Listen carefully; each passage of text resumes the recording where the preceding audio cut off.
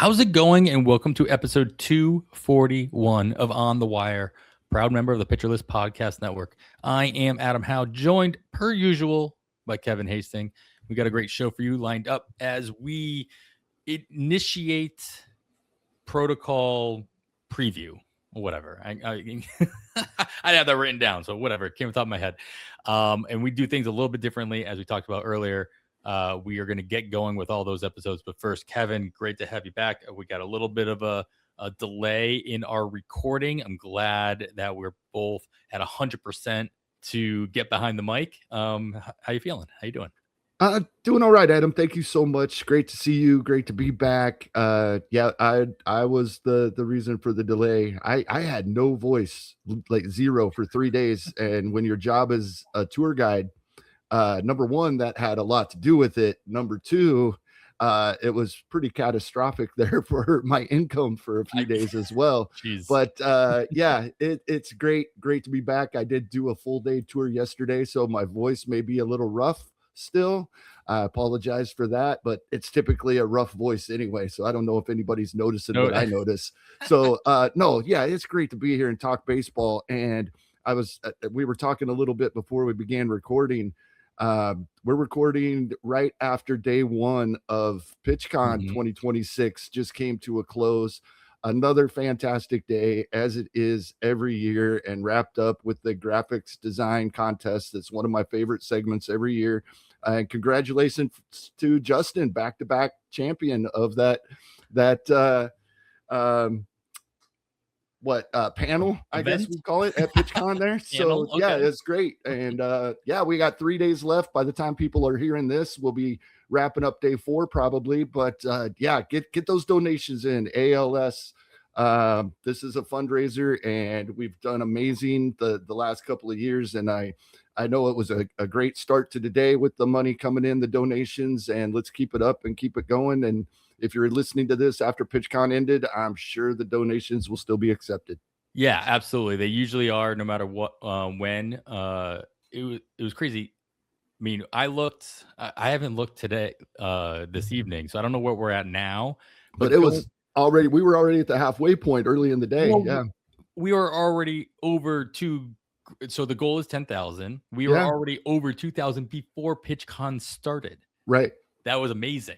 Just seeing that aspect, that the word had gone out, people were just throwing money around for obviously a very good cause. Year in and year out, it's always benefiting ALS research, this time through ALS One. And so shout out to them and just being a part of the programming as well. We're probably gonna put this out during PitchCon. So if you are listening to this before the end of Sunday, stop. Just go tune in to PitchCon instead. We'll still be here. This is a recording. Right. This is definitely evergreen content, at least for this off season.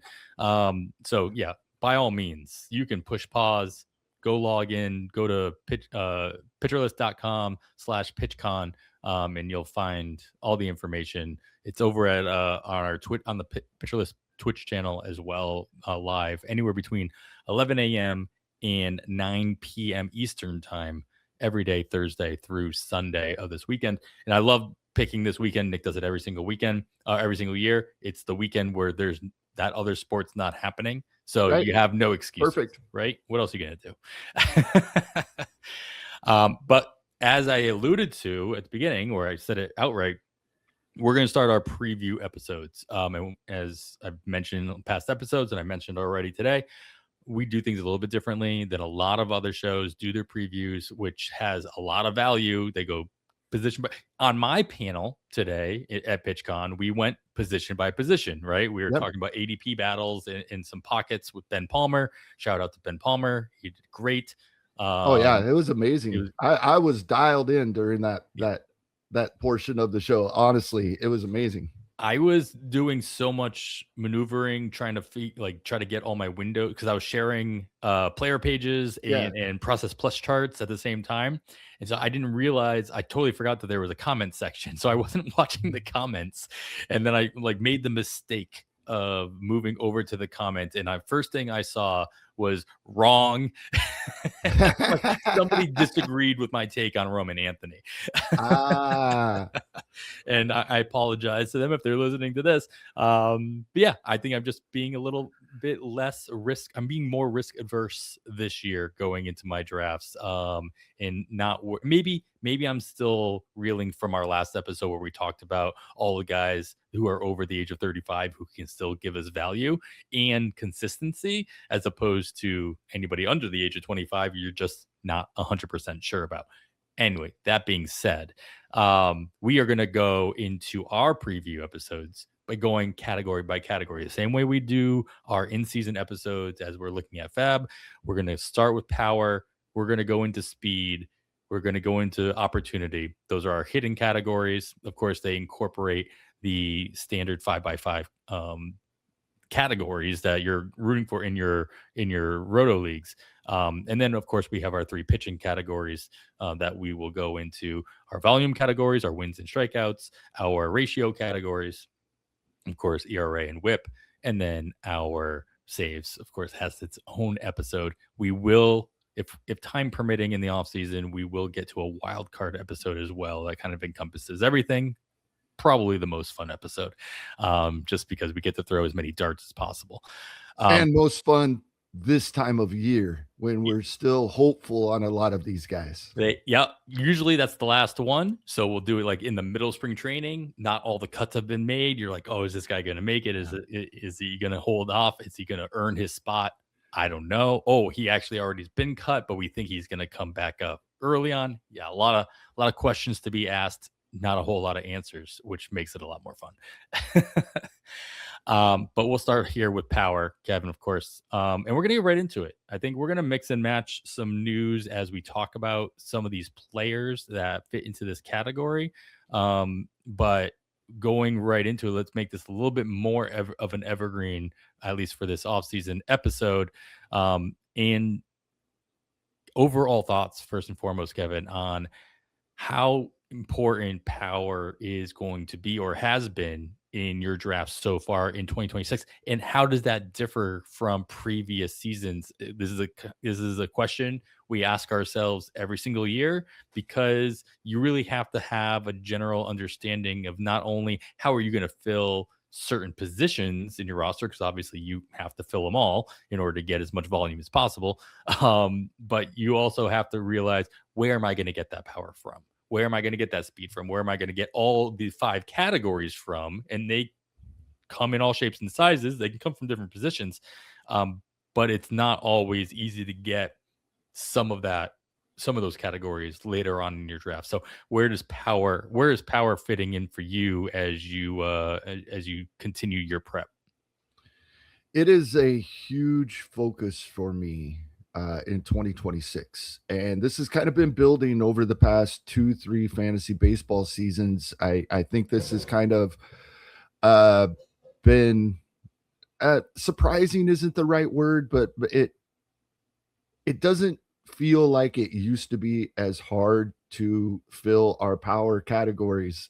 It was more the ratios and the stolen bases, of course, have always been a big focus, and how are we going to squeeze those in? But over the past 2 or 3 fantasy seasons, as we're doing our in-season episodes for FAAB, there's been a lot of comments and a lot of people in the chat and such. Oh, I'm short on power. I'm low on power, and we're looking for power late in the season. And I think this is it's really come to the point where, when we're looking at our targets, our category targets, right? That regardless of your format, you need at least 24 to 25 home runs per position in your lineup on average. So when you start drafting some guys that are 15 home run, 35 stolen base guys with a good batting average, those guys are amazing for our fantasy teams. They're still putting us behind in power. Mm-hmm. And it's more difficult to make it up in the numbers that we need to make up these days. A 15-team NFBC league, we need 24 home runs per 14 offensive positions. That's including both catchers. That's including all your stolen base guys. They have to average out to 24 home runs apiece to hit our targets. And that has made this such a big focus. And I think there's kind of three classifications of guys we're going to talk about. There's reason guys get drafted later, right? There's reasons they aren't going earlier. Some of these guys are going to be similar to last week's conversation, old and boring, and they'll get us. They may not get us every category. Nobody's getting us every category at this point in our drafts. But some old and boring guys, some young guys taking a shot on, are they going to get the playing time? And that's going to be a huge focus of our conversation, as it was before we started recording as well. Yep. Playing time is a huge factor for some of these. And then guys coming off injury. There's a reason these guys aren't being drafted earlier. So none of them are going to be perfect, but these are all guys that I am considering late in draft due to just wanting to fortify the home run and RBI categories. Yeah, I mean, if you look just at home runs, which I think is, just a better overall like indicator of power, because obviously with a home run you get the free RBI to go along with it, at least the one, and typically you see a couple more on top of that. Like they're looking at PLV projections in the at the top of the draft, at the top of your drafts. I mean, there are only 1, 2, 3, 4, 5, 6 guys that PLV projects for 35 or more home runs on the season, which is not rare, right? Like this is an extreme, with Aaron Judge being the only one over 50. Shohei Ohtani, if you round up, he's at 50 as well, 49.6 home runs. But the point is that you're probably not getting two of these guys unless you double tap on the corner. Maybe you get lucky with the Juan Soto, and then Cal Raleigh drops to you toward the back end of the second round. Then you get to 40 home run type of potential. But what I'm saying is that you're not going to typically be able to really pad your home run total, your power total, with your first 2 or 3 picks in your draft, especially if you throw a pitcher in there as well. And so you really have to be conscious about every single pick that you make on the hitter side in the early part of your draft, that you're not doing anything to be detrimental to that category. And to your point earlier, like, yeah, there's some, it makes looking at the Jackson Churios, the Trey Turners early on in the drafts that much less, no matter how good they are as players and how well-rounded they are, it makes me think 2 or 3 times before pulling the trigger there, just because I know how important that those home runs are going to be come the end of your draft. And here's the thing, the catches, we're going to talk about some options, right? Later on in your drafts, we're going to talk about some options. They come with baggage. And we know this. One of the main guys we're going to talk about will completely tank your average. Yeah. More than likely. And so like they come with that baggage. The only place we talk about this with first base. This is something that I really was thinking about a lot more in my panel as we talked about Vlad versus Pete Alonso, versus Nick Kurtz. Like, am I waiting for first base long? Because what's the difference between number 4 and number 12? Like, not a whole lot. But the thing is that these 3 guys, assuming that Alonso can hold on to that 270 average in Baltimore, which, like as mentioned, is more likely than if he had stayed in New York, that baggage isn't like at first base, that you get the whole package minus the stolen bases with that category. So I might be thinking more strongly about, grabbing that first baseman. You're going to get that power from a Christian Walker, but at the same time, it comes with the baggage of not knowing about playing time 100% throughout as far as health goes. It comes with, batting average concerns. We don't care about that right now, but it is something you have to consider as you are creating your whole strategy, especially at the top of your draft. Absolutely. So I mean, of course, home runs aren't the only category here. How much do you are you focused? Like I just mentioned, like I'm using home runs as my example in that one because RBIs come with it. But where do you kind of draw the line? Like, are you still focused on RBI and then hoping because of the RBI, like how much can you put value wise onto a player that's going to be in the 2, 3, 4 spot in the lineup throughout the course of the year that doesn't have a high ISO, that doesn't have a high slugging percentage, that is still going to be put in the right spot to provide you with the half of that power category that you're still looking for?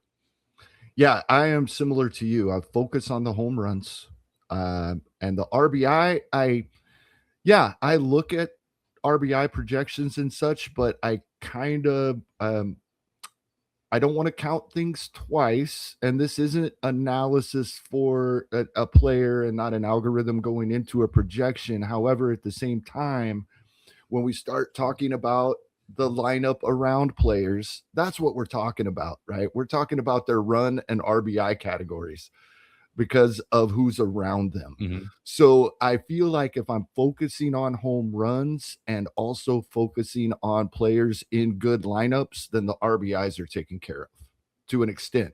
Of course, we have I remember a few years ago, Starling Marte hitting cleanup, had like mid-20s home runs and 45 RBIs. It was just crazy. That's very rare. I feel like if you're in a decent lineup and hitting the home runs, the RBI should come. Yeah, I mean it's pretty close to a 1-to-1 correlation as well. Yeah. When it comes to like projections, home runs, and RBI. There are some exceptions that I'm just like kind of just making a mental note on. Teoscar Hernandez comes up, Manny Machado comes up on this list. I'm just looking for guys that are right around the 25 home run mark, at least projected wise, but still over the 85 RBI mark. Jackson Merrill is right there. Vinny Pasquantino it makes that list as well. So the question is like how much how much am I weighing the fact that, hey, if they're projected to be in that spot of the lineup in a good situation and collect those RBI, are we just am I okay with like, hey, the power will come? Maybe they haven't shown it. Maybe the projections are off a little bit. If they're going to be put in that position to get those RBI, that means they're going to get pitches to see. They're going to get pitches to hit, and they can take advantage of that. Their team's not putting them in that position so that they won't be able to. So, Vinny P being kind of like that. This is how you kind of find sleepers in the category, right? It's like, well, if they're going to get these RBI, how they going to get them just by doubles? Line drive rate is one of the flukiest. It's the thing that you can't predict, right? Line drive rate changes all the time. You really got to see if guys are making the adjustments to hit more fly balls, and if maybe their walls are being brought in or down in the new year, and if projections haven't caught up to that fact. Of course, I'm still talking about Vinny Pasquantino still in Kansas City. So these are things that you have to also understand whether or not these things are taking into account when you are looking at different projections. And we're going to talk about somebody later on. I mean, I'll just bring them up. Like Matt Wallner came up in a bunch of these lists. Obviously, he's not going to perform to the projections because certain other things have come to light that obviously these projections can't be hit. So you do have to be aware of what news has been come out since the projections have been updated, and if those things are being taken into account. You can usually find information on that, or just reach out. Most of the people who make these projections are readily available in some social media capacity. Overall, I personally don't think this matters as much as maybe it did at one point, but like, are you targeting power in a particular category, in a particular position? Like, are you saying to yourself, like, listen, if I'm not going to get 20 home runs from my third baseman, what's the point? Like, I need to target. That's where I need to get my power. That's like a traditional mindset. The corners get you your power, the middles get you your speed. But I don't know that it matters so much. But are you afraid, I guess, if you don't get power from a certain position, that you're going to be kind of behind the eight ball?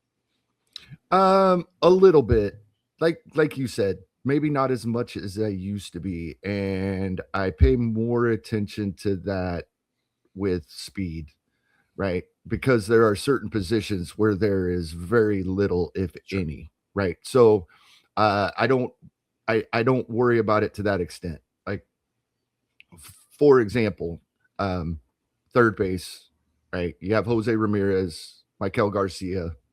That's about it. Right? That's off top of my head for stolen bases, right? Mm-hmm. There are a lot of guys with power. So I don't take it into as much consideration as I do with speed, because the problem is, if you don't get what you're alluding to, if you don't get power from the position that everybody else in your league is getting power from, then you're behind at all your other positions. I take that more into consideration with other categories than I do power. Fair enough. It kind of works the other way. First base, maybe. Like you were bringing up the first baseman. Yeah, we've been talking about there's a lot of the 30, 90, 30, close to 100 guys. I'm making sure I'm getting one of them. I don't want to miss out on those guys too, and end up somebody that I'm not expecting at least 25 to 30 home runs from at first base. I will say, like, this is what makes Bobby Witt Jr. consideration in the top 2 or 3 picks, like in pretty much every draft, is that you are getting the whole package at a position where you're not necessarily going to find your power as well, right? Because like you said, you're going to expecting to get speed out of your middle, and that's where you're not going to get your speed out of your corners. So if you're going to take that chance to get a 30-30 type of player at a position where it makes up for getting a 20 or 25 home run third baseman down the line. You're not going to get that 30 home run guy later on in your draft. And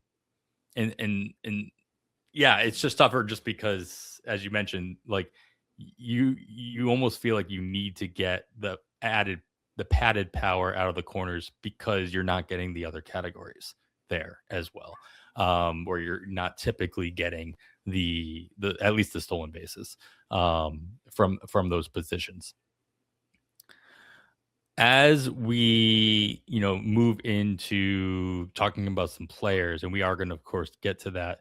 I think have you done them? And I haven't done this. I'm kind of putting you on the spot. Have you done the math on what it is you're targeting in both power categories in a typical 12 or 15 team roto league? Yeah, that 24 to 25 per player. I'm shooting for close to 350 home runs in 2 catcher, 5 outfielder, middle infield. When we have 14 starting positions for our hitters, I want to push 350 home runs. You're not going to be able to draft that. Sure. It takes in-season maintenance to get there, but you want to get as close as you can without hurting your other categories on draft day, right? So, yeah, I'm shooting for that 1,400 plus RBI, or no, 1,100 plus RBI. So we're getting up there, right? That's like 80 per player. Takes in-season maintenance. You're not drafting 14 guys projected for 80 RBI. It's just not going to happen. You're not going to draft enough guys with 100 RBI to make up for your guys with only 60. And you're going to draft guys that aren't projected for 60 RBI. So it does take in-season maintenance, but we want to get as close as we can with guys that we think can help us all season long. I mean, and you're going to hear us talk about this a lot. It's like, if you're going to draft somebody, you just have to know who you are, right? As a manager, you got to know how much time and effort you are willing to put in. And if, you're somebody like Nick Pollock and they don't want to think about hitting, you're going to start pitcher, you're going to start hitter heavy. You're going to go 5 or 6 rounds just getting hitters are going to play every day pending injury. You're going to be way less risk averse, or you're going to be more risk averse in those selections, because you don't want to have to deal with the platoons. You don't want to have to deal with spending the $1 here, $2 there throughout the course of the season, filling in for different situations that may arise. But if you feel super comfortable and confident in how much time you're going to put into your FAAB in a FAAB league, or just building your bench in your draft and hold to kind of fill in those platoon options or those possible injury replacements, then you can find plenty of value. You just have to be able to do the work, and there's a lot more things that could go wrong in that situation, of course, as well. Yeah, that's that you're making an argument right there for waiting on pitching. But then the flip side, are you comfortable finding pitching later? And if you are, that's a great argument, because then you are padding these categories for the guys that aren't going to get that per position target that we're looking for. Yeah, I mean, when you're doing that, of course, you're still going to have to do some maintenance, but it'll only be because of injury, right? Like again, you could pick wrong, and there could just be somebody who just busts. And this is why I'm probably staying away from the likes of Roman Anthony, as exciting as he is as a player. Like, there's always a chance that he can, he just doesn't pan out in his first full season in the big leagues, right? And so I may not want to have to manage that in season. I only want to have to deal with injury, right? And even then, I'm going to try to be as conservative as possible with those selections, so that I'm not making all of those types of moves. Everybody, that's as the other side. If you are going after pitching in during the season, so is everybody. I don't care what strategy you take. Yeah. You're still going after. You're not pitching. The only one. Yeah. But you'll still have the same free agent pool of hitters that you can consider as everybody else. So you may just not have to be as aggressive on those hitters in those situations, and you can be more picky and choosy when you have to spend that money. And you can spend more of your time and more of your FAAB dollars getting the pitchers you really feel comfortable with, if you do pad those, especially power categories early on in your drafts that are a little bit more consistent. All right, so we typically do this where we go toward the end of your drafts, ADP of 325 or later, kind of looking for diamonds in the rough. It's very rough in most circumstances. It's not very shiny and worth a whole lot, but there are some names that we need to keep an eye out for if you're trying to fill power later on. And we're going to get to that list and talk about all those players right after this break.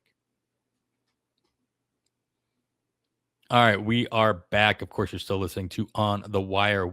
Theme today is power.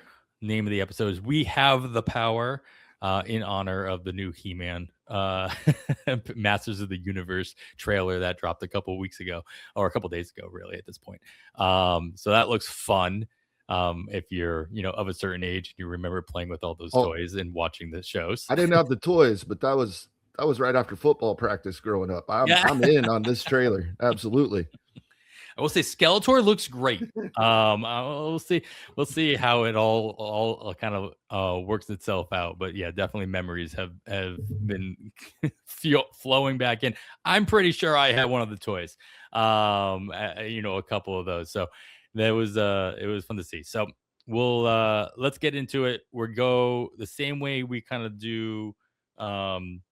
This is where the positions, quote unquote, positions come into play. We're going to go corner infield, middle infield, and outfield. We can skip catcher. If there's a catcher worth mentioning, obviously, Kevin, go ahead and throw him out there. You throw him into any category you want. We've got some honorable mentions to look at as well.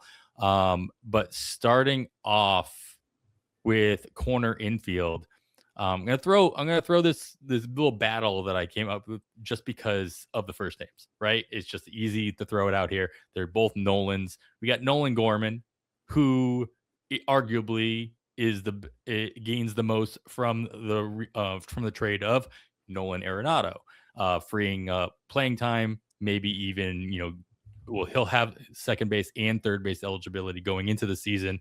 Maybe he plays a little bit more at third base with Arenado, freeing up that corner spot for him as well. Or maybe he just bounces back and forth between second and third, just enough to keep both positions for next year. But besides that, we have Nolan Arenado, who we talked about in our last episode, as just being that that type of player that maybe you can trust a little bit more than you thought you could, especially at the end of your drafts. And in this new situation, obviously being a core part of that lineup in Arizona, he still has some power that he can throw out there. They both come with question marks. Everybody on this list is going to come with question marks. Arenado's age, just consistency, getting up there. Nolan Gorman, the one who's going to get the most out of the trade out of St. Louis, of course, is the Nolan Gorman of the side. He gains a lot from Nolan Arenado leaving St. Louis and going to Arizona. So both of these guys are corner infield eligible. Of course, Arenado being third base. Nolan Gorman has the luxury of having second base and third base eligibility to his name going into 2026. Maybe he keeps both positions going into 2027. I don't really care at this moment. We're just talking about corner infield. Which one of these guys, then they both have their own baggage, right? Obviously, Arenado, even going into a new situation, maybe even a better ballpark. Maybe it's kind of a wash really from St. Louis to Arizona, but a better lineup, more centered in on the offense, on a better offense around him as well. But of course, as we talked about in our last episode, getting up there in age, whether or not he sticks for the whole season, whatever. Nolan Gorman, it's only a question about, he might hit 20 home runs, but those might be the only 20 hits he gets throughout the course of the season. Is he going to tank your batting average, especially with more playing time? Does more playing time actually hurt you more than the volume that he could provide in the power categories due to that extra playing time? Which one of these guys would you feel more comfortable? Which Nolan would you feel more comfortable being either your first guy off the bench to fill in one of those spots for power, or even possibly being your corner infielder to supplement your power that you may not have gotten earlier on in your drafts? Yeah, we ended last episode with me saying that due to our discussion that we'd had, I'm probably more interested in Nolan Arenado than I thought I would be. And this is a perfect example of why. Yes, I know you said we don't care about batting average, but these guys have different baggage, and that's what it is. I mean, if you are at the threat of a guy putting up a 205 batting average again, that just hurts so bad. His highest projected batting average is 223. And all of the projections have him for at or near a career high in plate appearances because of what you alluded to, right? The playing time is there for him.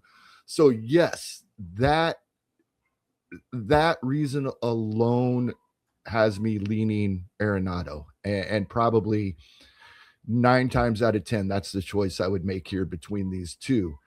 The intriguing thing is, if we see a guy getting regular playing time, more regular than he's had in the past, do we see Nolan Gorman give us that 236 batting average that we got in 2023 when he hit 27 home runs and got everybody excited about him going into 2024? It's possible. That was also his lowest strikeout rate, and his projected strikeout rates are around what he did in 2023, still well over 30%, 32 point something is every projection system. Let me double check the PLV projected really quickly. Oh, there it went. It's gone. But it really doesn't matter. We talked about it with Murakami. We've talked about him recently. These guys projected for well over a 30% strikeout rate. It's highly unlikely that they're going to spike us a good batting average. Yeah. Nolan Arenado probably will not give us the home runs that Gorman does. If they both get the playing time they're projected for, he's going to have a few less home runs. But at this point in a draft, if I can get that moderate power with a 250-ish batting average, I'm much more interested. See, now as I'm like looking a little bit tighter at this position, like a better comparison, probably I like the Nolan and Nolan because obviously of course they were just teammates, but the other former teammate of Nolan Arenado that probably lines up even better is Paul Goldschmidt. Like just in the situation that he's in versus Arenado's, they're similar in age range. These guys are not like Arenado projected for just under 14 home runs, 65 RBI by PLV. Goldschmidt at just under 18 home runs and 65 RBI. So like but neither one of them, I don't know how much I trust 527 plate appearances for Paul Goldschmidt in that situation that he's in. But I can see 558 plate appearances for Nolan Arenado, health permitting. And so there's got to be some kind of give and take and thought process about how much you trust the plate appearances. You talk about this all the time. It's like usually it's the other way around. It's like usually you're like, hey, you know what? I think they're going to find their way into more plate appearances so I can prorate their averages and their rates, if you will, their home run RBI rates per plate appearance and bring it up a little bit more. At the same time, you've got to start looking at, the situations on the other side. It's like, hey, if I think Paul Goldschmidt's not going to get 527 plate appearances, is 17 home runs out of 527 good enough for me to actually care about this situation? Yes, I would still lean Arenado here because I am much more comfortable with him getting those plate appearances. It's not like he's projected for 650, right? These projections, these plate appearances are based on games played in the 130s, it looks like, by most of these projection systems. I'm comfortable with that for Arenado. I am not with Goldschmidt. The other name that I got on here, it goes into for the corner infield, is interesting because he's not eligible in the corner infield quite yet. And he is a question mark and there's a lot of risk involved. But if you're like me and you took little to no risk in the first half of your draft or the first 2/3 of your draft, maybe you can afford a little bit of risk on your bench. Maybe you can afford that extra stash.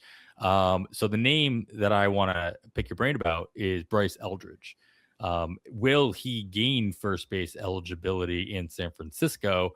I think that there's not really much of a question whether or not the power will be there if healthy, if he's in the lineup, if he's playing regularly. It's just all those questions. All those questions are kind of a big deal. And is somebody like Eldridge worth the stash early on, especially if you're drafting today or not? Like he'll come up in our wild card episode, I'm sure.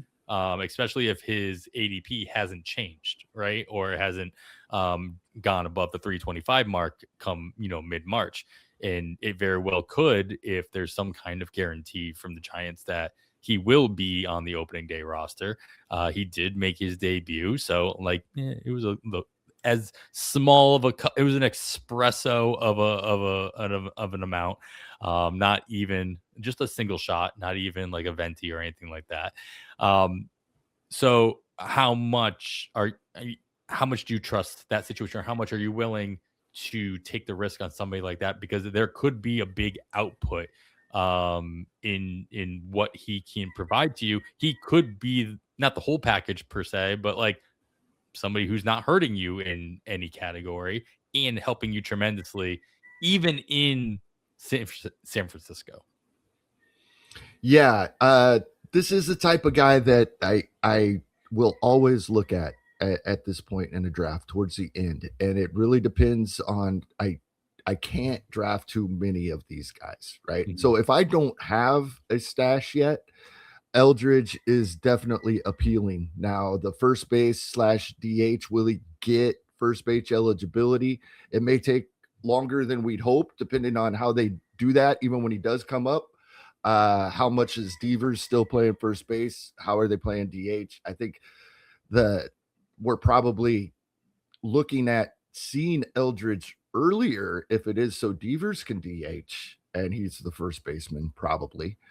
But there's such a wide range of outcomes, and I think it's worth taking a shot that we don't have to get Nick Kurtz. We don't want what Jack Caglione did. I am certain it's going to be somewhere in the middle. Mm-hmm. I would say that we probably lean a little more towards from smack dab in the middle, what Caglione and Kurtz did last season. We probably lean a little more towards Kurtz is my expectation. Not nearly what Kurtz did, but towards that side of in between. So he's very appealing.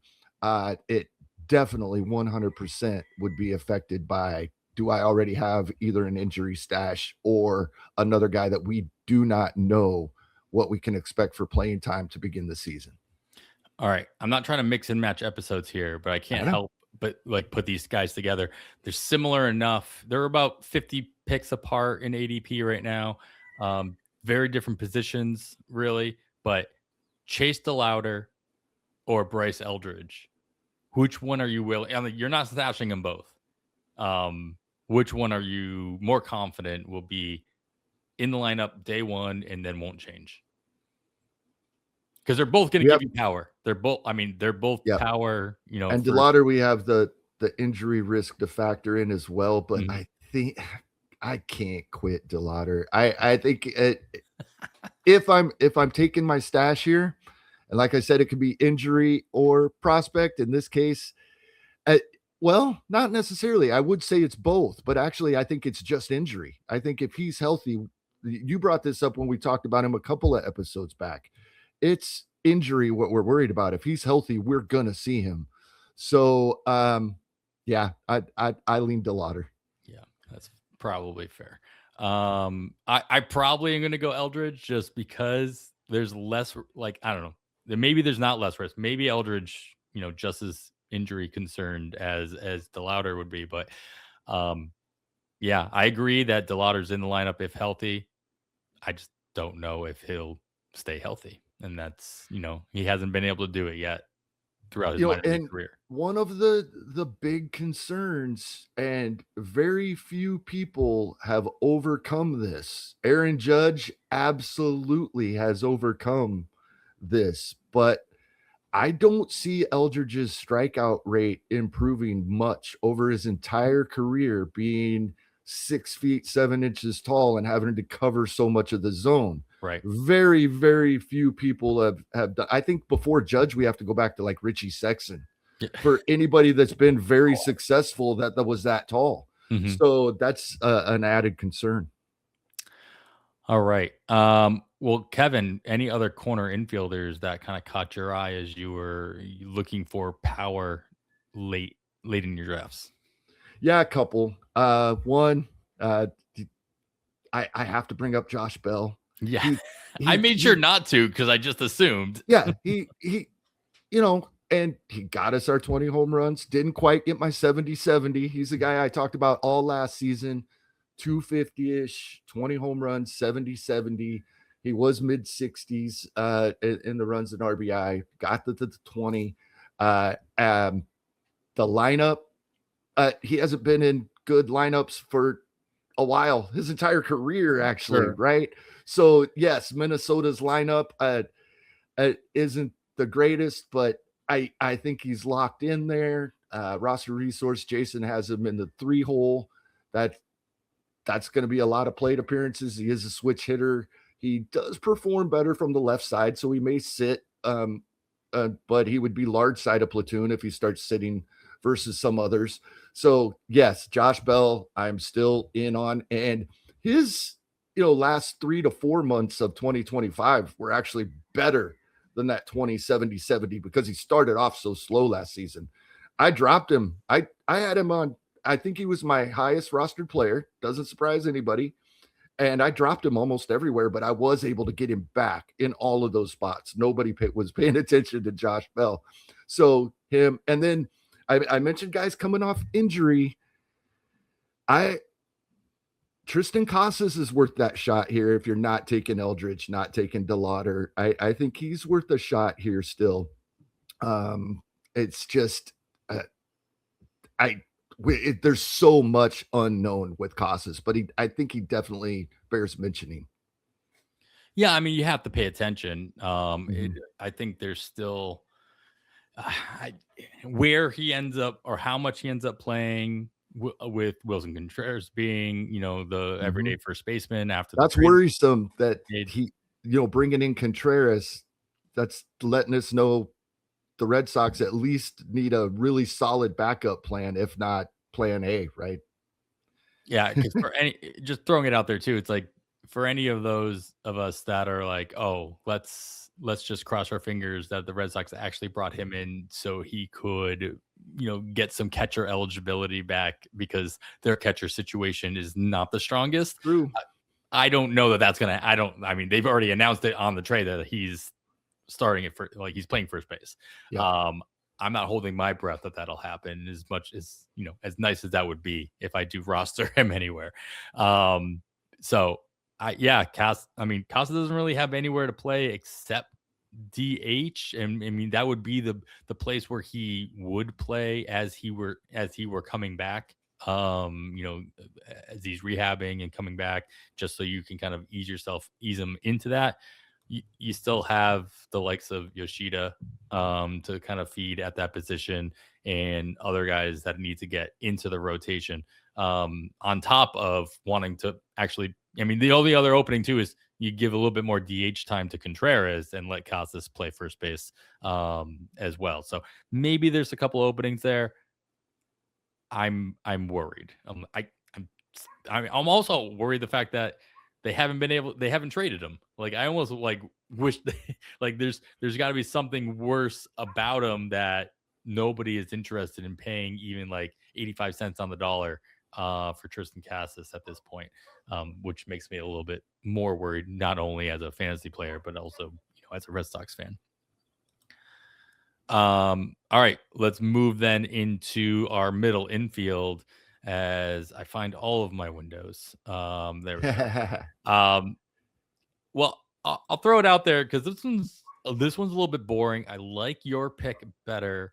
But the name that just kind of popped out at me as I'm looking through PLV projections at the position was Jake Cronenworth. And I could have put him in the corner. He'll have first and second base eligibility. And he should be playing probably playing a mix of both positions again throughout the course of 2026. But he's just the epitome of your boring, glue guy, oatmeal, whatever you want to call it. That, again, pending injury, which he has had some, bumps and bruises along the way, but nothing too concerning in my mind. And so just being able to go ahead and plug him in as, again, first guy off the bench, eligible at, the corner, the middle, in a pinch, second, at second base or first base as well. And knowing that with that volume does come opportunity, and he will at least do enough in that to not hurt you in that category. He's not going to hurt you anywhere, really. Overall, he's not your Nolan Gorman. Nolan Gorman ranks at the top of all of these filters that I've got on my spreadsheet here, just in home runs and in RBI. But the damage that he can do, obviously, in the other categories, that brings it down. Jay Cronenworth's not a concern in that realm. Is it too boring, though, where it's not enough in that power category that you're really taking any notice, or does it really matter at this point in the draft? No, I think the interesting thing to me about Cronenworth, and I haven't rostered him on many teams, but I have more in recent years. It was always the price that kept me away. When he was being drafted much earlier in drafts and for higher auction amounts, I was not interested. Now, when we're talking about this point, I do have interest, and I think it's intriguing when he has gotten the plate appearances over 600 in his career. The least amount of home runs he's hit is 17. He's projected by some of these projection systems close to or over 600 plate appearances, but he's mid to low teens in home runs is the projection. And he's got those double digit to mid teens home runs when he's only had 500 plate appearances. I agree with you. I think he's going to be at that 600 or more plate appearances, probably mostly first base, but also second base, and he can move around. So, no, I think there is enough power here. My concern is, and I'm wondering about the projections a little bit, because we have close to 1,200 plate appearances over the past 2 seasons, hitting 241 and 246. I know how volatile batting averages and things, but the projections really have him down to what he did in 2023 when he hit 229. That's where he's being projected for batting average. I tend to think we have 1,200 plate appearances over the last 2 seasons with him exceeding that. So, yeah, at this point, Cronenworth is definitely someone I would consider. Yeah, he's also just one of those few guys where you're like, all right, 63 RBI with only 14 home runs. I can see that, but like you're not getting 60, 70 RBI out of a lot of guys. There's not that option doesn't exist that far down in your draft. So if you can find somebody that you feel as though can stretch into that 70 plus RBI range with enough plate appearances, you're gonna, that rate doesn't matter as much. Again, that oatmeal, that glue, that guy, that he's gonna be the one that you end up streaming into your roster anyway off of free agency. If it's somebody that can be a bench streamer for your team throughout the course of the season, saving you the headache of having to mix and match. Again, being able to help you and or at least not hurt you in those categories. That's what attracts me to the likes of Jake Cronenworth. I'm just not worried about what he's going to do. I'm not excited about it, but I'm not worried either. This was tough because I really wanted to make sure we had like a shortstop, and I didn't really feel comfortable with any of the guys that were shop eligible until the name you throw out there. And I like it because I don't like it. Like, I like that you're going to talk about Anthony Volpe here, but I'm also not happy about it because I'm like one of those things where I'm rooting for Jose Caballero to have plenty of playing time I am from the jump. So talk to me about why Anthony Volpe, who's going at an ADP right now. Sorry, all of my ADP numbers too are January 1, 12-team drafts from the NFBC, January 1 through January, what's today? The 29th. That's what I have as well. 382 and a half. So 383, you get them pretty much at the end of your drafts, as you can with just about all these guys. So well within that 325 mark. Anthony Volpe, why is this of interest to you at the middle infield spot? Very similarly to Jake Cronenworth, a player that I have not been interested in the past, and a lot of that having to do with the price for a guy in this case that I just couldn't stomach the batting average at the price Volpe was costing. But not only the power here, this is a legitimate 2020 candidate. He's done that with the bad batting average. He gets to that 70 plus RBI. He's had 90 runs scored just 2 seasons ago. And at this price, and with the recent news that he's already participating in more workouts than the Yankees expected at this time. And we had been told they were hopeful.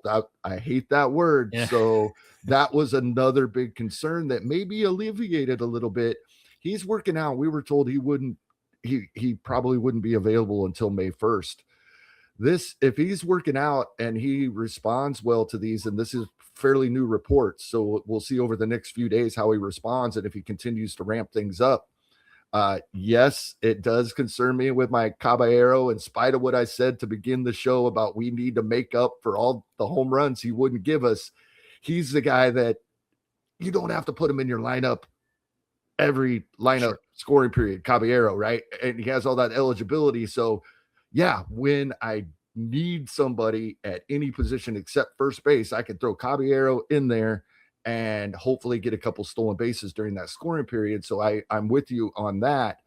But if we get this ADP won't last if we get more good news on Volpe's health as well. So if you want to jump in at the end of a draft on Anthony Volpe, the time is now. And I think it is absolutely worth taking that shot if he's going to be healthy and ready to go earlier than we thought. I'll give an extra shout out, just an honorable mention at this position. Well, I could have done it anywhere because he's eligible in 3 spots. Brooks Lee. Now, I mean, I don't think there's any question really that he was locked into a starting position going into it, but just to kind of weave in any kind of news and notes whatsoever, is Edwin Julian got traded to Colorado. That's right. Yeah. Colorado. Freeing up just one more mouth to feed in the infield in Minnesota. But being, ADP just over the mark that we're looking at 333, triple eligibility, 15 home runs, 61 RBI projected by PLV. But that is through 560 plate appearances. I think he gets to that number. So that volume does play, especially if he's playing pretty much every single day at shortstop. We talk about this all the time. Not a position that most teams want to platoon or mix and match with or move people around. If you're my shortstop, you're my shortstop. If you're not my shortstop, you're not anything to me, type of situation. So Brooks Lee would be somebody, especially later in my drafts, that 15 home runs is not carrying your team. Like you said, your mark is 24. But with all that eligibility, you can be that glue that fills in at middle, corner, second, third, short, and allows you to get that position up to that 24, 25 home run mark. He allows you to have that flexibility and get to those targets without having to rely on a bunch of FAAB or rely on one guy that goes down. You're like, oh man, that's killing me. So Brooks Lee would be somebody at least just keep an eye on. If he's not really moving in ADP, if you're keeping him right around 333, I think that's a decent little value for somebody who's not going to hurt you anywhere. Yeah, and one thing that we typically discuss at least a little bit when we're talking about this, these guys at this point in the draft, is this helping with our FAAB early in the season? Take guys at the end of the draft that you would FAAB for the first week or two of the season. And Minnesota has a pretty heavy schedule to open the season. Everybody plays 3 games that opening weekend. Everybody has a 6-game week in the American League the first week. Some National League teams have a 7-game week, but then Minnesota does have a 7-game week right away, that second full week of the season. So we do have 13 games in 14 days the first 2 full weeks of the season for Minnesota, something that I'm already trying to add in as I look at some of these guys at the end of a draft, because some of them that first week or 2 of the season, even if we are using them, will be there. These are the spots we'll be churning on our roster. So starting to look at schedules a little bit too. And Minnesota does have a fairly nice schedule. They get to play at Baltimore to open the season, at Kansas City with the fences moved in. Then they're at home versus Tampa, Detroit, and at Toronto. So not too bad of volume for Minnesota bats going into the season. Yeah, fair. All right, let's move into outfield now, Kevin. I'll let you tee us off here. We know, of course, we're talking about NFBC. You need 5 outfielders, so a lot more mixing and matching, especially with your OF4s and OF5s. Who might still be available to either fill in as your OF5 or maybe your first outfielder sitting on your bench? Yeah, I got a couple of guys here, and there's probably several more in the outfield that you will bring up, but a couple I want to point out for certain. If Jesus Sanchez had performed any better at all after he moved to Houston last season, we wouldn't be able to talk about him on this episode. He wouldn't be being drafted late enough for us to discuss him. I think that was change of scenery mid-season. I think Jesus Sanchez is going to be Jesus Sanchez, which is close to 20 home runs, decent batting average, not good, still hurts us a bit, but doesn't destroy it. And Roster Resource has him as strong side platoon in that outfield in Houston. I agree with that. And I think that Jesus Sanchez, for those that are willing to make their lineups with platoon guys, which as I said at the beginning of the show, we can't draft enough power without our in-season maintenance. So I think Jesus Sanchez could be a big boost here. And then later, he just didn't make the cut in age for us to talk about him on last episode. But Andrew Benintendi is going to hit 20 home runs. That's what he does. And yes, the White Sox lineup, not good. He's at the top of it. It's getting a little better, little by little. The RBI should improve this season. And Benintendi, and he's available in what would be this spot in our 15-team leagues as well. He's someone we can take at the end of a draft, last couple of rounds of a 15-team league, and he's still available. And I have no problem in a 15-team league with Andrew Benintendi being my 5th outfielder to start the season. Yeah, that's fine. I remember, I don't have his player page up at the moment, but when Benintendi went into Chicago, signed that I think is still the White Sox largest deal ever they've ever given out. He was like, "Oh, I'm gonna hit for more power. I'm gonna hit for power now. Like that's just who I'm gonna be." And you're like, "Oh, that makes sense. It's a park that power hitters should be able to at least take advantage of to some degree." And he did nothing. He did absolutely nothing. 5 home runs in 621 plate appearances. Yes, exactly. That's what he did. And so I'm like, where's this 20 home runs coming from? Because that's the only thing in my brain about Benintendi now is like he's just all talk and no bite. It literally, at least that one season. It was a couple seasons ago. So yeah, I think it literally makes that season alone has made him a sleeper for all future seasons because he could always do that. Right. He was doing something. He's the reason why he got that contract from the White Sox, and he was kind of showing those signs in Boston before that. But that's just what I associate with Andrew Benintendi. Yeah, 2022 and 2023, 1,142 plate appearances, 10 home runs. And then 24 and 25, 992 plate appearances, 40 home runs. Mm-hmm. Yeah, that's to your point right there. So the name that came up, and I obviously want to get your take on here, is because it's interesting because he doesn't have a home yet. And it's Austin Hayes is the name. You're like, oh, great, Cincinnati, all that. It's like, oh, he's not in Cincinnati. And even if he was, does he have a full-time gig? Can he volume his way into his projections? His projections by PLV does plop him in at the 16 home run, 63 RBI mark through just shy of 500 plate appearances.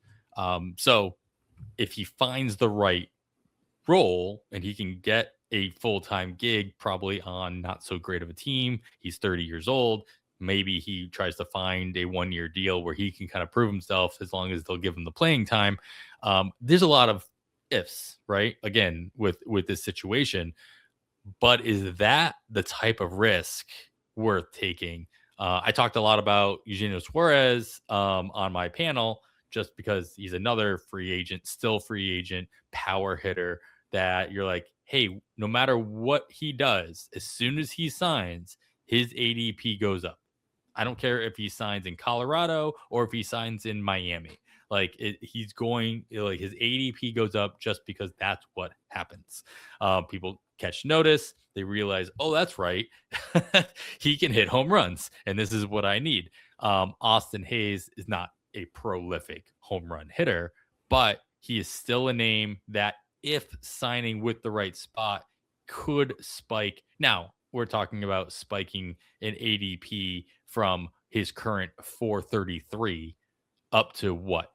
The 400, 375. Yeah, where his ADP is 383 in overall when you don't just go recently because he's dropped because he doesn't have a team, to your point. Exactly. Yeah. So I think you're right in the correct range there. So, I mean, this is a guy that if you're drafting today, you should feel decently confident about like the value you're getting with your very last pick in those drafts. But like, does he need, like, is he team? He's context dependent. He is. It's not even a question. He's context dependent. Like, he could sign with the wrong spot just because they're willing to give him a contract. And he could sign with a great opportunity. The question is, how many of those opportunities actually exist? Like, is this a situation that it's not worth, like, for me, it's like, it's a name to just watch, and I'll be willing to pay the extra freight if he signs in the right spot, because I don't think it'll go up high enough for me to be out of range. That's exactly where I'm at. Yeah. Rather than, grabbing him at the end of my draft and crossing my fingers. If I'm drafting right now and I really don't like anybody and that I'm at my last pick, I could make that move now. And then if I don't like the spot, first FAAB run, he's one of my drops when I'm making the adjustments that first FAAB run before the season starts. But to your point, I agree. I don't think we have to, because I don't think he's going to move up enough that I still wouldn't be in at that point, or wouldn't be more in and willing to take that chance at that point. And then the other name I'm watching, I'm probably not drafting, but I'm just kind of watching just because of how he ended his season, is Cody Clemens. Again, going back to Minnesota. Roster Resource has him expected to be coming off the bench, but he came off the bench to start last season, and we found a lot of value there with multiple position eligibility going into 2026. You obviously Josh Bell is there. We talked about him kind of taking over first base pretty much, almost every day. Even if he's in a platoon, it's going to be the strong side of the platoon. Overall, we have Victor Caratini listed as their everyday DH right now on Roster Resource as well. That's so not an everyday situation. No, there's room. Yeah. So there's going to be, especially with his eligibility, he's going to find his way into the lineup, even if it's 4 out of 7 days in a 7-day work week. And if he can show that kind of power that he was showing in the second half of last year, he's going to find his way in more often. So Cody Clemens, just somebody I'm just kind of watching, especially to kind of fill that power. The reason he would be valuable is if he continues to show the power. That's it. So if he shows the power, great, grab him. I hold on to him until he stops showing it. If he doesn't show the power, whatever. You drop and run. But yeah, that's Cody Clemens is kind of like just an added shout out at this position, because it's not just outfield. He's going into the season with, I just had him up here. What's his eligibility? Cody Clemens, outfield second and first. So you don't really get much better than that in deeper formats. So 438 ADP. this is definitely a last pick type of situation. But projected even just through with, and this is what else, this is also what draws me to him is 285 plate appearances, 10 home runs.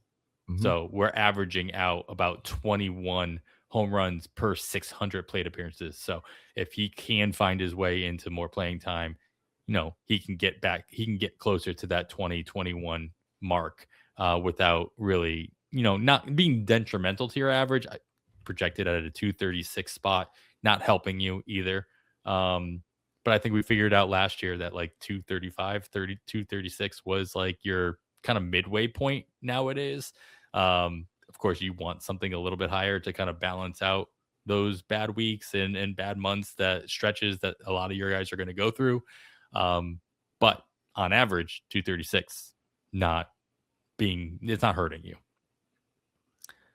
Yeah, I was looking at him earlier as well. And the Minnesota lineup, as we've already talked a little bit, is intriguing because as bad as they were, and they were absolutely horrific at times last season, they have a lot of good pieces that we're interested in. And if they would happen to all even improve slightly over last season and do anything close to what we expected of them going into 2025, in 2026, the entire lineup is going to be much better as well.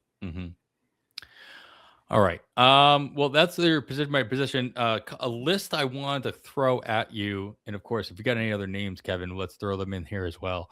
But this is honorable mentions. We're talking about power, so got to look at slugging percentage as a common stat, right? And past ADP of 300, PLV projections have three guys. The top three projected slugging percentage, of course, have less than 400 or right around 400 or less at bats being projected as well. So again, one of those things where it's like, if you think this guy can actually get more playing time, there's more to tap into here. Jahmai Jones, who is going to be playing for the first time in his career in I think 5 years that he's been in the majors, playing for the same team 2 years in a row. He's played for a different team every year since he's come up into the majors, which is nuts. Projected for 198 at bats, but 590. He's 600 ADP, highest slugging percentage of the three. Dominic Canzone in Seattle, 408. We talk about him like every other week as an option in FAAB, depending on matchups and availability and what have you. But 408 at bats, we got at a 380 ADP. So there's a little bit more, people are looking at him a little bit more often in your FAAB leagues. Tyler O'Neill, no question on the power. It's just whether or not, how long he'll be on the field and how many mouths Baltimore has to feed, how much they're going to baby him. They did give him plenty of money, so it's not as though that he's not getting paid. Projected at 330 at bats, 449 ADP. Again, last pick flyer to take on. Any one of these guys you think can outperform the projected at bat totals to then tap into that slugging, which would obviously translate into at least RBI, if not, some added power or home runs? Well, the hope is Tyler O'Neill, because that it's always been injury related for him. But I don't have confidence in that happening, and I don't really see an increase in at bats for Jahmai Jones either. But he is one of these guys, because he's short side platoon, and he's even better than his overall numbers because he did get a few plate appearances versus righties last season, but all 7 of his home runs and only 120 plate appearances versus lefties. He's going to be someone when Detroit has a lefty heavy rotation coming up for their week, we will definitely be talking about Jahmai Jones. And because of this limited playing time, he will be available in those instances.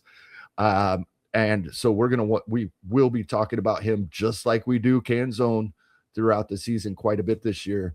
Jahmai Jones is one of the guys. I've got a little list of short side platoon guys so I don't forget to look at their schedules each week. Jahmai Jones is definitely on that list, close to the top as well.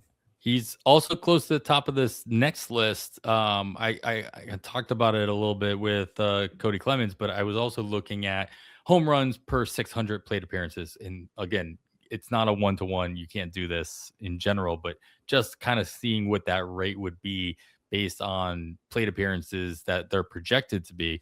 Tyler O'Neill tops the list at just under 29. We had Matt Wallner on the list as well. Right around 27. Zach Cole, at third on the list. Outfielder Houston, only projected at 383 plate appearances. But if he were to get to 600, we've got a projection of 26 home runs. Jahmai Jones at 24.5. Colby Thomas in West Sacramento. Again, 324 projected plate appearances. But split that up into 600, you could get above 23 home runs there. Dominic Canzone, Christopher Morel, Jesus Sanchez, you brought him up earlier. Benintendi, you brought him up earlier. Joey Weimer, and then Davis Schneider rounds up that list. The only player on this list that has anything but outfield eligibility as well. Schneider, somebody we've talked about quite a bit in the last 2 years as options in FAAB, especially at the end of I feel like at the end of 24 and then throughout 2025. Only projected at 343, but in the same vein as Cody Clemens, if he were to get up to 60, he's a 20 plus home run guy or option, especially if he has the right matchups.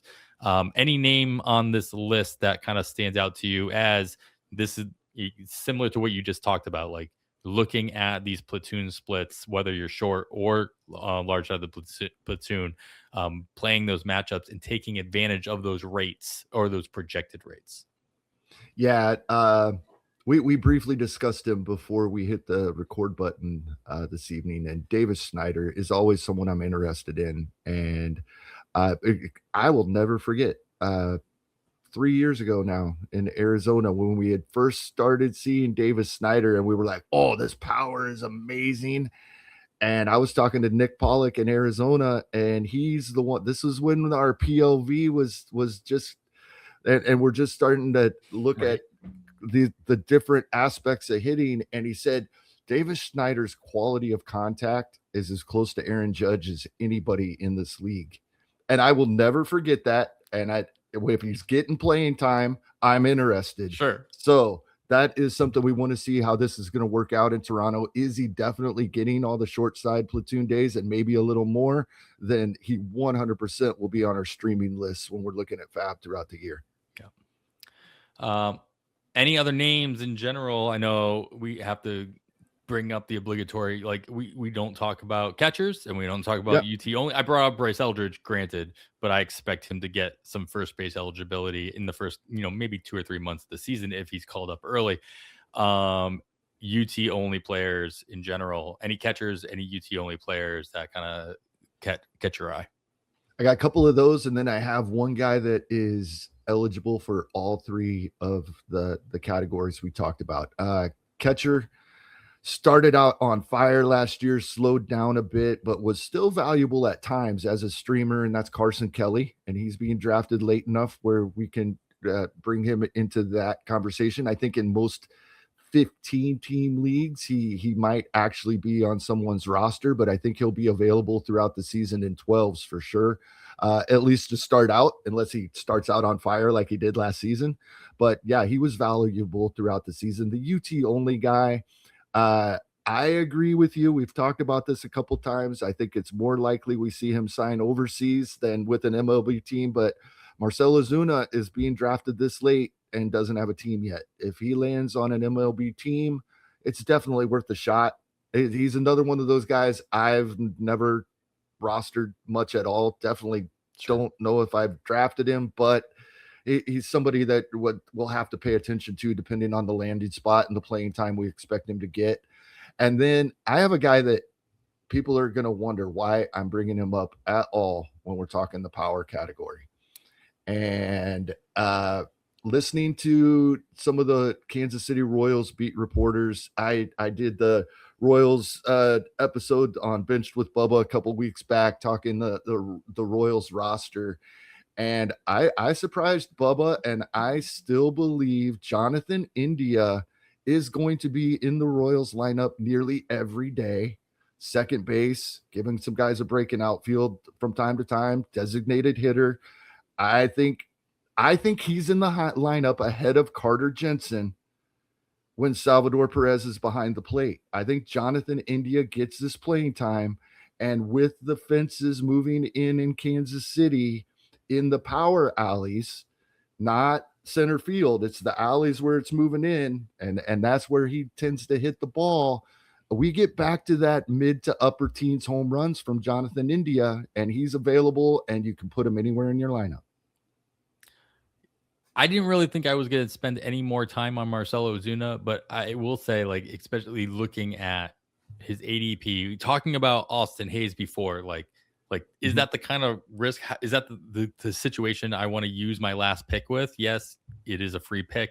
Yeah, I can just drop them, but I only have one last pick, right? I'm not going to drop like my bottom 5 guys, most likely, hopefully not, in the first week of FAAB. But Marcell Ozuna has enough power across the board. If he does sign here in the U.S., he's going to sign, like, he only plays one position. Like, yeah, he doesn't jump a few picks. He jumps a few rounds if he signs. Yeah, exactly. And so that value does present itself. So it is something you have to at least consider right there toward the end of your drafts. All right. Well, power will be tough, especially if you are trying to fill power late and not hurt yourself elsewhere. So definitely some names you have to consider. And as you are building out, and this is easy for us to say, right? It's the first episode we've done. So it's like all of our focus is on this first category. We're going to say this every single episode. Speed is going to be so hard to catch if you're trying to not hurt yourself in other categories. Like, it's going to happen. But you do have to kind of think it all through. So, Kevin, anything else that you want to add or tack in here at the end? Hopefully I don't get kicked out again. And I can make it all the way through to the end. No, it sounds great, Adam. Once again, it's great to be back. It's always amazing hopping in here and talking baseball for a little bit with you, and hoping that we say a few things that other people want to hear or want to listen to and give them some ideas. But I think my biggest takeaway is what I led with. Don't forget how much power we do need. I think it might surprise some people to realize that that's what we're shooting for. 24 to 25 home runs per position, which means we're not getting it from all of them. We have to get more than that from some, as close to it as we can. I think so. When you're looking at a so-called rabbit, right?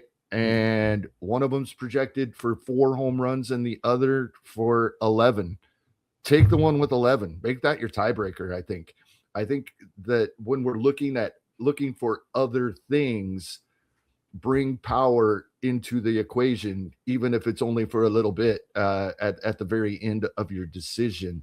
And then so many of these players, where they're being drafted and not being drafted in many leagues, most of these players we talked about haven't been drafted in every league that's taken place in January. Even these are 12-team leagues. Some of the players we've talked about are being drafted late enough that would be the case for 15s as well. But you're not married to any of these guys, right? Keep that in mind. You don't have to be perfect making this decision. If you have a hunch of why you think, like me with Jonathan India, listen to your gut. We don't all have roto gut that Vlad Sedler has. We all have a gut, and it's more upsetting when you don't listen to it and it was right than when you do listen to it and it's wrong. That is nothing has been more true that anybody has ever said. It's the worst feeling. Yes. Man, I don't trust my gut anymore. But that one time that you don't listen to it, that's how it works, right? Murphy's Law. All right. Well, I think that is a great place to end it off. We will get into more of these category previews as we go on. We'll hit our top speed preview in the next episode. But until then, that is going to do it for episode 241 of On the Wire.